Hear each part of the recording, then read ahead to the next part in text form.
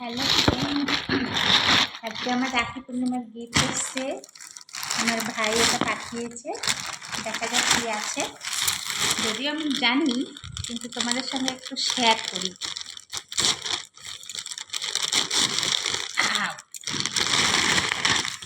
এটা সংসারেরই জিনিস।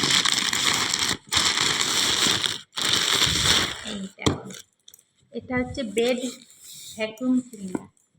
এটা সোফা ইউজ করা যায়।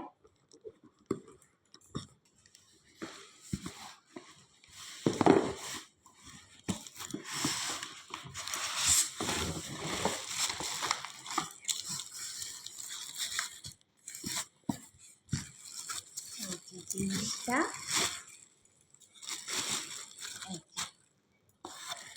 এটা বেড, ম্যাট্রেস, সোফা, মানে মিনি ভ্যাকুয়াম ক্লিনার।